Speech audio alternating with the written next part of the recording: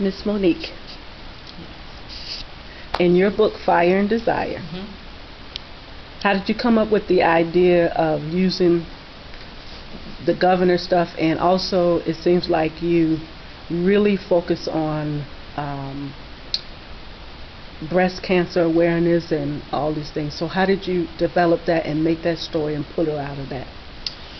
Well, the first question is definitely very simple and easy. I don't know if anyone remembers, we used to have Governor Douglas Wilder, who was the governor of Virginia. And I remember at the time, usually you always see a political figure with their spouse. And with him, you saw his daughter a lot with him. And I just thought that was just extraordinary. So I would always think to myself, what is her life like? I mean, if here you are, sitting in the place of where, his wife should be or where your mother should be, but you're carrying on a lot of that role and a lot of demand. So what would you really want to do if you didn't have to have that position, and it came to you by default? And so that would go through the back of my mind. What would she do? What would she really want her life to be, stepping out of the limelight? And it just went from there. So that's really where the story kind of picked up. And for Tiffany, I just really want to know, so I created a life for her. So this is not a rendition of Governor Wilder and his daughter at all, but they just inspired me. I thought he was just an excellent man. So their story and just seeing them together just kind of inspired me. And my mind has always been kind of running, and it just kind of ran with Tiffany's story. So it is definitely not her true life story or nothing like that whatsoever. So and then the breast cancer awareness, I think anytime when I'm writing a book, there are a lot of things that I think that are important to me, and I always put those things into the book.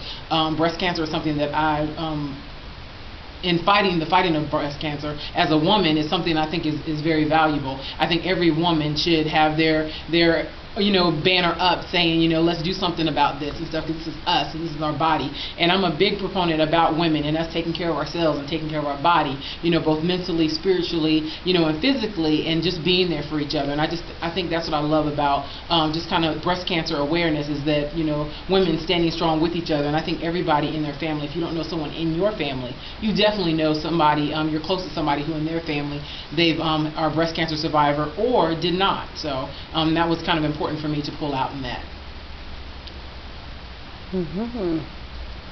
And also with her friend, as a reader, I'm trying not to give everything away, but her friend Josephine, and bringing in light of things to her. Is she sort of like a mother figure to her, or something like that? No, she's just that friend that is. I think all of us has that friend that we can bounce information off, bouncing. And for me, our friend should be somebody who tells us like it is, tells us honestly, tells us those things that we can't see, and stuff. Not just, they should, comfort when we need comfort, but then they should also be able to tell us the truth and tell us, hey, you need to look at this better than the way you're looking at it and stuff. And I think that's what really makes a friend. So I really wanted to show that between her and Josephine. I didn't really want to find her a place for a mother, because I think, a lot of times in society we do have those roles. We have a lot of fathers out there that are strong, and they raise daughters very well. And I would hate for somebody to think that there's some gap in their life because there wasn't a mother, when their father does a good job. So that definitely wasn't Josephine's role. It was definitely to be that friend, a true friend, that true sounding board, that true, comfort. So that's what I was trying to pull for Josephine and her relationship. That's good. And then again, I try to surf around questions that will not give the book away, but just her, how do you think that she would stand alone? I know you mentioned Tiffany is who I'm talking about, that she would stand alone, and I know she does her event planning and things like that, but to really stand alone without Dad being shadowing her or anything like that. Because I think in the book she has to.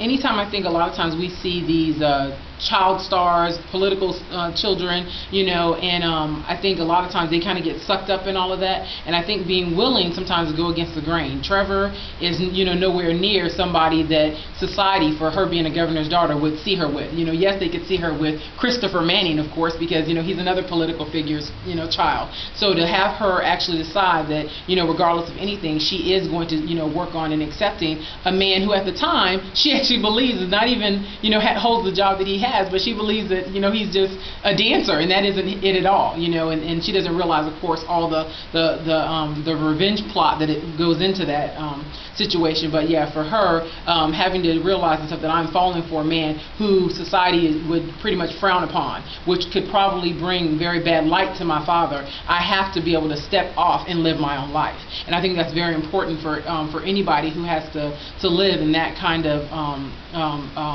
spotlight all the time, is they have to be strong enough to stand on their own and stuff, and regardless, this is who I like, this is who I care about, this is who I love, and be willing to actually embrace that instead of shying away from it. And I think that's important for her, and that's part of her claiming her own life. You know, that business that she does with her friend, that's part of that and stuff, but even more than that is being willing to tell everyone else, hey, I don't care who you see me with, who's matching me up with this person, but this is where I'm really going and stuff, you know, in that. So I think that's important. I think it's important not only for children in the spotlight, I think it's important for children in general if they are raised correctly and with strength as they grow, and independence as they grow. Then part of that independence, they learn how to stand on their own 2 feet and make the correct choices for their life, you know. And so I thought that was definitely important for Tiffany to do. Oh, that's good.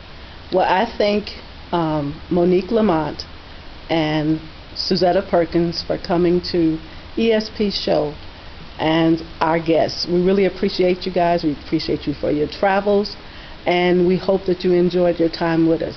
Thank you so much. You're welcome. Thank you.